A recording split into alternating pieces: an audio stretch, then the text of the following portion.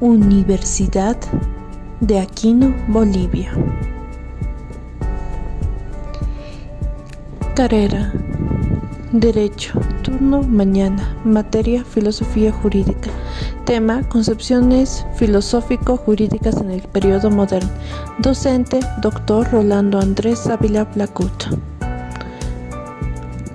Jefa de carrera: Doctora Paola Quisper López Videla. Sede: La Paz, Bolivia. Integrantes: Ariñez Tapia Damon Eric, Franco Jaro Priscila Jael, Huanca Aguilar Sara Abigail, Laura Caguaya Sergio Armando, Navia Quispe Noemí Esther, Ninachoque Quispe Sara, Paredes Cayesaya Alison Brena, Pinto Ángela Yasnay, Siñani Troche María Angélica. Hola, ¿qué tal? Mi nombre es Ángela Yasnay Pinto y hoy les hablaremos sobre las concepciones filosófico-jurídicas en el periodo moderno.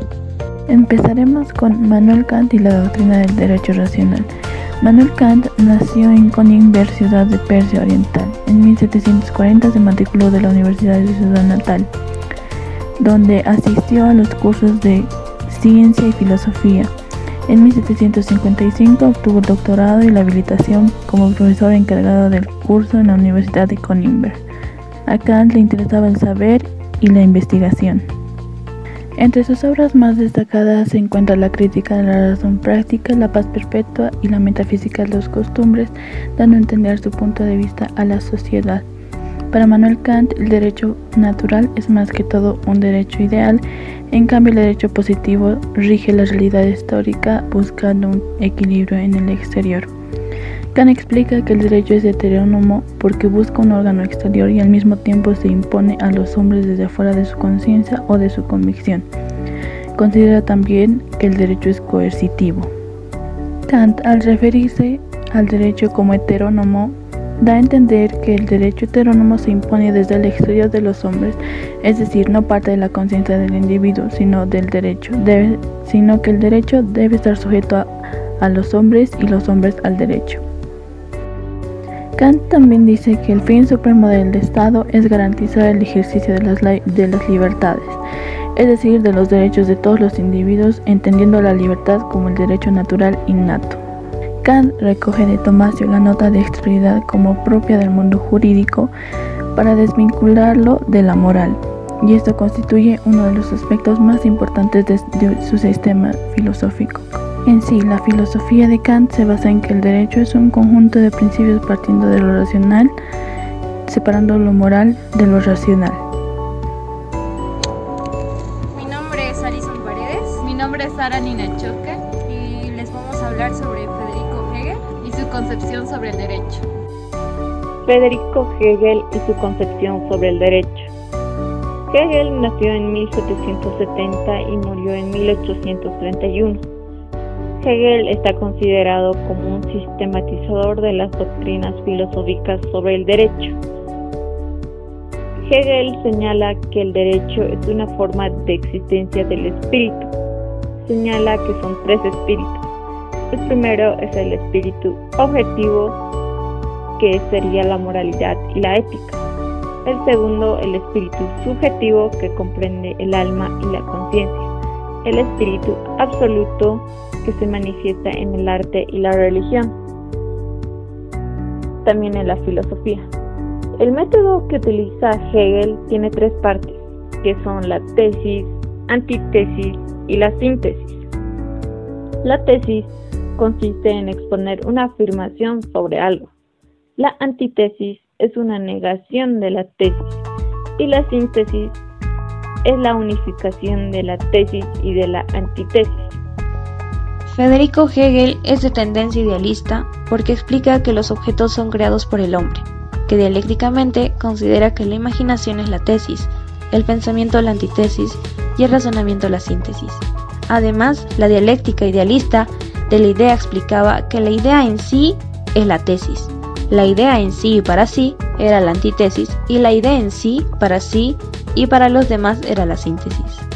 La filosofía del derecho de Hegel está construida sobre el espíritu objeto, o espíritu del pueblo, el que a su vez se distribuye dentro del proceso dialéctico, en los 3 escalones del mundo ético, que vendría a ser la familia, la sociedad civil y el Estado. La voluntad del Estado resulta ser la fuente suprema del derecho, por lo que el derecho positivo es únicamente un momento de la totalidad estatal, y sobre la voluntad estatal no existe ninguna otra superior. Para Hegel, no existen principios jurídicos fundamentales, inmutables. El derecho es siempre histórico y positivo, y la sociedad es el punto central de la filosofía del derecho. Hegel identifica el pensamiento como el ser. Todo es pensamiento y nada hay fuera de él. Las cosas son lo que son pensadas. Las formas subjetivas del conocimiento son también formas objetivas de la realidad. Todo cuando sucede un movimiento de la idea. Todo lo que es real es racional, y todo lo que es racional es real. O sea que no hay discordia entre ser y deber ser. Nada es todo de bien. La lucha es el proceso y la ley de todas las cosas. Lo absoluto, la idea, deviene a través de contradicciones, de luchas. Lo absoluto solo es cognoscible mediante un sistema de conceptos, tesis, antitesis y síntesis. Cada nuevo concepto es más rico que los precedentes. Hegel considera que la ciencia filosófica del derecho tiene por objeto el concepto de derecho y su realización. El terreno propio del derecho es la espiritualidad en cuanto voluntad libre. Por eso, puede decirse que la libertad constituye la sustancia y a la vez la determinación del derecho. Hegel, en su libro Filosofía del Derecho, manifiesta que la acción es una manifestación de la voluntad subjetiva o moral y que contiene 3 determinaciones fundamentales. Inciso A. Ser conocida por el sujeto como propia en su carácter exterior. Inciso B. Estar en cuanto, fin o deber ser en relación esencial con su concepto. Inciso C. Encontrarse también en relación con la voluntad de los demás. Finalmente, hay que considerar que el sujeto tiene derecho a que solo sea imputado aquello que se encuentre en su propósito. La escuela que surgió de la Revolución Francesa, más específicamente de las ideas de esta revolución, que fueron consagradas a través de la codificación francesa, que significó la consolidación legislativa de los postulados del clasismo justnaturalista.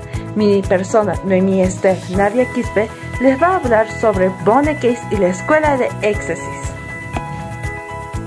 La escuela de la éxtasis tuvo como finalidad realizar una interpretación acertada y carente de lagunas por parte de los legisladores a los textos jurídicos de corte positivo, como lo es el Código Napoleón. La escuela exegética, lejos de buscar un método creador del derecho para atender necesidades sociales, visualizaba al derecho como un medio de control para el Estado, que permitiría de manera absoluta y arbitraria regular la conducta de la sociedad, inclusive de los propios juristas y juzgadores, ya que no podrían tener mayor intervención que la de sujetarse a la ley, como la razón escrita equitativa.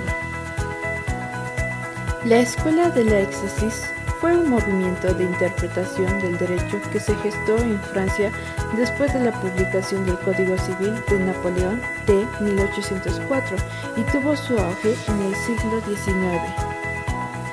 Sus postulados consistían en la interpretación de la norma por la norma misma, exaltando el derecho escrito, dándole preeminencia al texto de la ley por sobre otros planteamientos.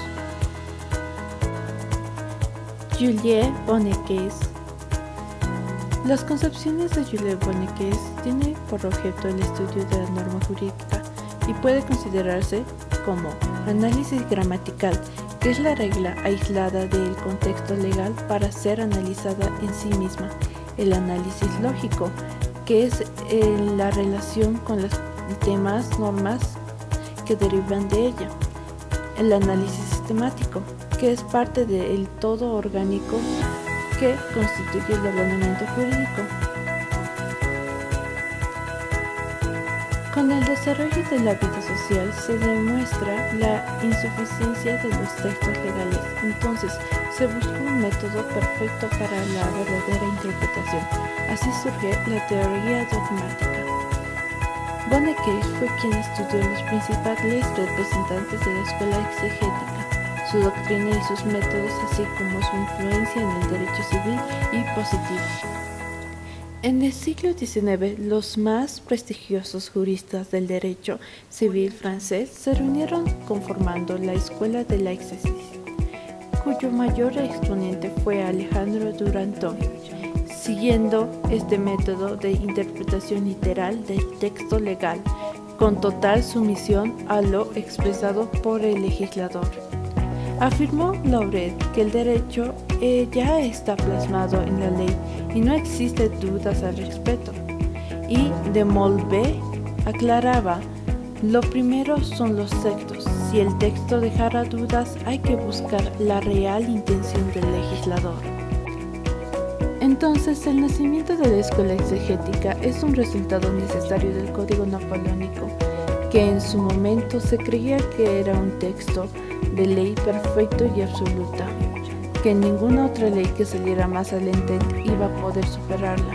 Eso fue erróneo, ya que un ejemplo es el Código Civil alemán, el que hace que esta idea sea una mentira.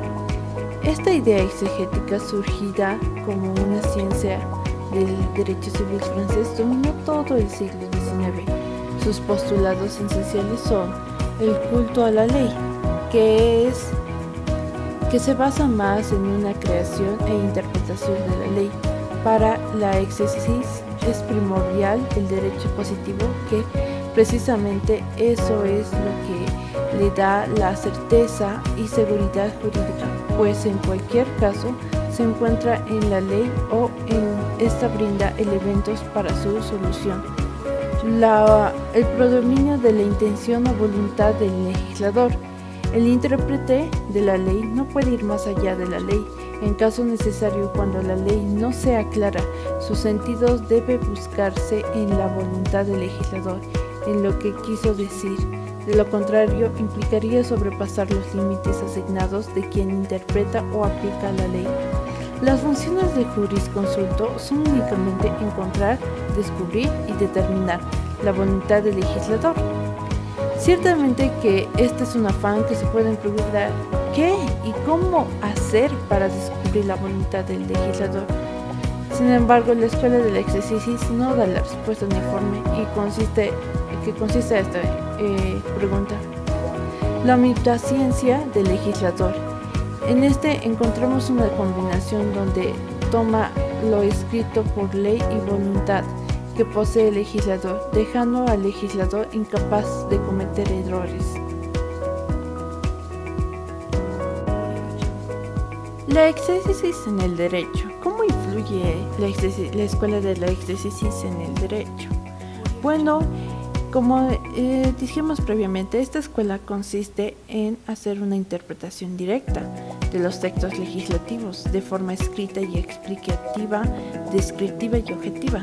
Toma en cuenta la gramática encontrada en el texto y el significado directo de las palabras, con lo cual el juez sanciona según lo establecido en la norma. La interpretación de la ley. Para la escuela de la exégesis, la interpretación es una tarea deductiva, de tal manera que a través de la interpretación se pretende precisar la voluntad del legislador mediante un examen minucioso del texto legislativo. Y esta escuela utiliza como métodos el método exegético puro, que es la interpretación que se debe basar en el código y en el orden organizativo del mismo. El órgano jurisdiccional contiene un orden preestablecido por la propia estructura de la legislación para solucionar los casos de tal manera que el Poder Judicial no necesita ir más allá de reseñar analíticamente los artículos del código. Tenemos también el método sistemático, que es la interpretación que debemos tener que es la del legislador porque los códigos están basados en los criterios que en el pasado ya analizó el legislador de acuerdo y con esto postular una serie de normas para su regularización. Esta escuela exegética fue y es muy importante, ya que sentó las bases para un derecho civil más fuerte y mejor aplicado, que a su vez el saber interpretar las leyes de acuerdo con la voluntad del legislador hace que esto cause certeza jurídica y se aplique objetivamente la ley, causando estabilidad en el derecho y la formación desde el siglo XIX, lo que hoy viene siendo el derecho privado. En la actualidad vemos que los jueces interpretan la ley pensando en la objetividad que el legislador imaginó. Claramente tienen nociones de la escuela exegética, tomando por ejemplo la actividad jurisprudencial, que trata de resolver conflictos que suceden seguido y entran en un conflicto con una correcta aplicación de la ley para todos. Se interpreta pensando en una estabilidad y voluntad del legislador interpretado del texto de ley. En conclusión, esta escuela con el estudio de una ideología, la letra pura de la ley, siempre hay que tener en cuenta la voluntad del legislador y dando importancia al órgano legislativo y que predominio hasta la llegada de nuevas escuelas como la científica. Además de eso, la escuela exegética es base fundamental para la aplicación de las normas por el medio de la interpretación.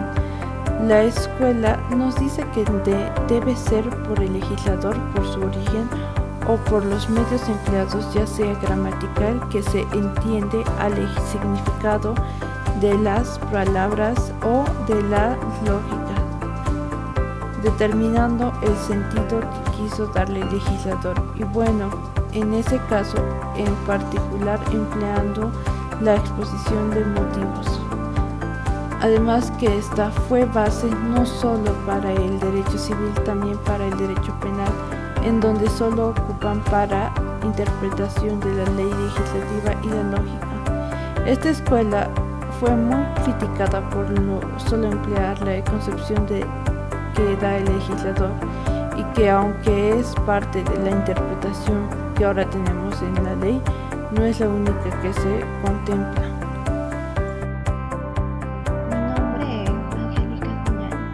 A continuación hablaré sobre Savigny y la Escuela Histórica del Derecho. Doctrinaria, surgida en el siglo XIX en Alemania. Surge con las publicaciones de los economistas Friedrich List y Wilhelm Röscher en 1840. Terminó en 1917 con la muerte de Gustav Smol. Afirma que el origen del derecho se sitúa en la evolución histórica de un pueblo determinado, cuyo espíritu se manifiesta originalmente en la forma de costumbres y tradiciones. Representa una nueva corriente romanista que adopta una metodología diferente y se rige en un principio característico de la filosofía humanista, que consiste en regresar a consultar las fuentes jurídicas originales. Se asienta en dos nociones fundamentales, el pueblo o nación y el espíritu popular. Savigny, él tiene una posición historicista que va en oposición a los ideales de la Ilustración, que no maneja la idea de una nación sino la de un Estado, que es un producto artificial frente a la naturaleza del pueblo. El Estado puede haber surgido de un pacto, en tanto que la nación es el resultado de un proceso histórico. La distinción entre Estado y nación era importante para un alemán del siglo XIX, pues se refiere a la unidad de la nación alemana, a pesar de que estaba dividida en diversos estados. Espíritu popular se concibe como principio que anima a un pueblo, que impulsa sus creaciones, la lengua, las tradiciones, las costumbres, los estilos de vida y también el derecho. Características de la escuela histórica.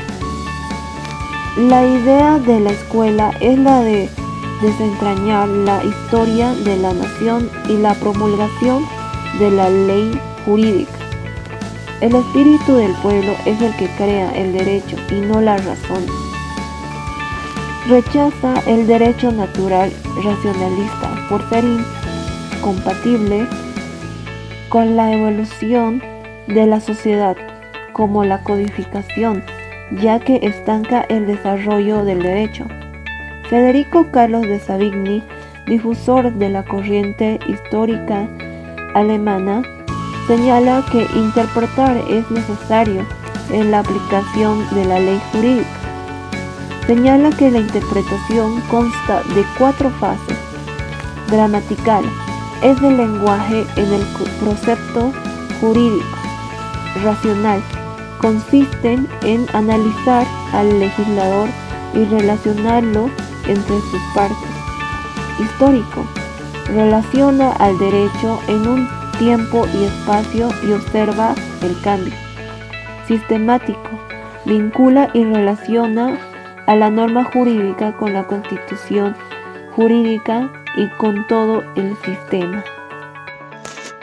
Mi nombre es Sergio Armando Laura, les voy a hablar sobre los 3 representantes de la Escuela Histórica del Derecho y la expresión política. La Escuela Histórica del Derecho tiene 3 representantes. El primero, Gustav von Hugo, el cual expresa que el derecho es producto de la evolución histórica, con varias características según cada pueblo. También expresa que la ley está por encima de los legisladores y tiene expresión en las costumbres. Como segundo representante se encuentra Jorge Federico Puchta, el cual expresa que el derecho es la convivencia jurídica común de todos los miembros de una comunidad. También expresa que el derecho y el Estado son elementos otorgados por Dios a los pueblos y que su manifestación se basa en las costumbres. Como el tercer representante se encuentra Federico Carlos de Savigny, el cual sostiene que el derecho es una manifestación del alma popular y de la conciencia colectiva de los pueblos. También argumenta que el derecho vive en las costumbres y en el pueblo. La Escuela del Derecho cuenta con 3 expresiones. La primera es la expresión política, que es una reacción a la teoría y a la práctica de la Revolución Francesa. Esta filosofía política nos enseña que el derecho no es una entidad metafísica y racional que se descubre a través de los tortuosos caminos de la razón, sino que el derecho es el resultado de un largo y penoso proceso de elaboración que se transmite a través de la generación, es decir, a través de la tradición. También los autores José de Maistre y Luis Bonal sostienen que solo el acontecer histórico puede ser un sello de legitimidad al Estado y este debe permitir su pleno ascenso independientemente de voluntades individuales. Mi nombre es Sara Abigail Huanca Aguilar y a continuación voy a hablarles sobre la expresión filosófica y la expresión jurídica. La expresión filosófica. La posición filosófica nos llega a través del pensamiento de Friedrich Schelling, que según Del Vecchio es a quien corresponde la idea fundamental que desarrollará Hegel, objetivizando el espíritu que hasta Kant y Fichte se había considerado como algo subjetivo. La naturaleza no es pensada como algo muerto, sino como algo que deviene, como un principio activo a la manera como lo hicieron algunos pensadores del clasismo justnaturalista. La naturaleza en cuanto es llamada el alma del mundo y esa alma es la que determina la constitución social y política. Continuando con la expresión filosófica, Ariel Álvarez Gardiol considera que Hegel elabora su filosofía del derecho, fundamenta su sistema filosófico determinando por una auténtica pasión por el Estado. Se cierra en Hegel un denso periodo del pensamiento jurídico político alemán, que ha conocido de las altas expresiones del idealismo kantiano y de sus seguidores. La expresión jurídica. Entre los precursores del historicismo jurídico están Juan Bautista Vico, para quien la historia es un proceso cíclico que se desarrolla como procesos y retrocesos, sucesivamente en los que se desarrolla la humanidad. El derecho natural es el aspecto ideal del mismo derecho positivo, que es real e histórico. También está Carlos Montesquieu, afirmando el carácter histórico y circunstancial que tienen las leyes y las instituciones sociales. También formuló su teoría sobre la división y equilibrio de los poderes como garantía de la justicia y el orden jurídico. Herder es otro historicista jurídico que hace ver la forzosa continuidad y complementación de los procesos históricos de los pueblos que, cumpliendo una voluntad única que en última instancia debe ser de Dios. Edmundo Burke también complementa este grupo de antecesores del historicismo jurídico. Burke expresaba que el Estado es una institución resultante de una larga gestión que se cumple en múltiples etapas históricas. El historicismo jurídico propiamente dicho se desarrolló sistemáticamente en la escuela histórica del derecho. Fundamentalmente, no interesa destacar el pensamiento de Federico Carlos de Savigny, dogmáticamente vinculado a las expresiones políticas y filosóficas antes mencionadas, y que reconoce como precedente obligado a Gustavo Hugo. El derecho nace para Savigny en el espíritu del pueblo, siendo la inmediata expresión la costumbre, lo cual jerarquiza a esta como una fuente formal por excelencia de lo jurídico. La tarea del legislador se reduce a una mera labor del descubrimiento de lo material jurídico, que de alguna manera se le ofrece ya en forma de derecho consuetudinario. En cuanto al tema de la interpretación, es el historicismo el primer movimiento doctrinario que subraya la necesidad de considerar el ordenamiento jurídico como una totalidad sistemática organizada. Hola, ¿cómo están? Hoy les voy a explicar sobre el marxismo y la teoría del Estado y el derecho. Carlos Marx fue un filósofo y periodista alemán.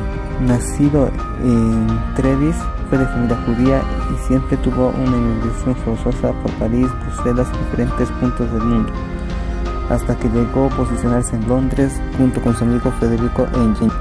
Con referencia al Estado y al derecho de la teoría marxista, considera que dos realidades se originan cuando la sociedad dejó de ser comunitaria y cuando apareció la propiedad privada, dividiéndose los hombres en explotadores y explotados. El derecho es entonces una formación histórica y temporal. El derecho y el Estado son formas estructurales del mismo, de la filosofía, el arte, la religión, la moral. Siendo parte de la estructura, el derecho y el Estado se hallan determinados en la última instancia por la estructura material, es decir, por la base económica, cuyo principal elemento está constituido por las fuerzas de producción y relación respectivas en el seno de la sociedad. Mi nombre es Priscila y yo voy a continuar sobre el marxismo, teoría del derecho y el Estado. Continuando con el tema, Marx y Hegel tenían un pensamiento único, un pensamiento en que no era solamente para ellos, sino para la sociedad, en que veían que las clases sociales se andaban divididas, y mientras pasaba lo que es el materialismo, se perdía esto de los derechos de las personas, se perdía lo que era la clase que andaban, ¿no? Se veía que esto andaba dividido por clases, la clase alta, la clase media y la clase baja. Entonces Hegel y Marx tenían un pensamiento en que el marxismo está entre el derecho y el Estado, que esto va a una esencia de expresiones de voluntad a una clase dominante. El derecho decía que Marx es la voluntad de una clase dominante, hecha voluntad, en la que se veía un contenido determinado de condiciones materiales y se veía imperantes en ciertas etapas de evolucionismo social. También sostiene lo que es el marxismo, que también va a un estado como un derecho que distingue como una sociedad haya resuelto antagonismo internos cuando haya logrado la igualdad de clases, o más bien la liquidación de clases sociales mediante la obligación de propiedades privadas. Se ve lo que va a la historia del materialismo histórico de consecuencias de luchas de clases. Las clases que deben ser internamente económicas, en lo que un grupo social cumple un papel en la sociedad y determina esto un factor económico. No eso se distingue en las clases de comunismo primitivo, ni habrá cuando llegue la sociedad comunista.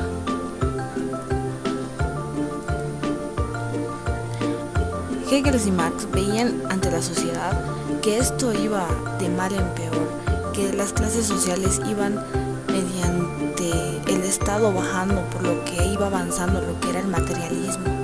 Veían la socialización de dichos medios y también veían las consecuencias inmediatas de revolución, porque el cumplimiento de normas de convivencia será un cumplimiento voluntario. Ellos veían que todo lo que iban a hacer iba a ser voluntario.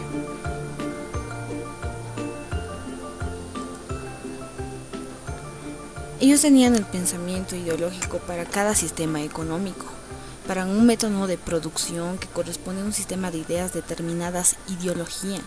Las relaciones de la producción de un pueblo llevan a lo que es una época determinada de construcciones jurídicas, políticas, morales, artísticas, religiosas, científicas y culturales, en lo que va una manifestación de métodos de producción y la superestructura de actividades económicas. Ellos claramente veían que cada métodos que se dividían iban por factores, lo que metía a la religión, a la cultura y más que todo lo que llevaba a hacer la economía, a hacer una crítica de producción de la explotación del hombre, que se dividiera el mundo a un idealismo, generalismo. Y Marx tiene la finalidad de practicar lo que es la naturaleza de servicio de humanidad y transformar la sociedad, desterrar la explotación para llegar a un sistema político de clases sociales. Eso sería todo.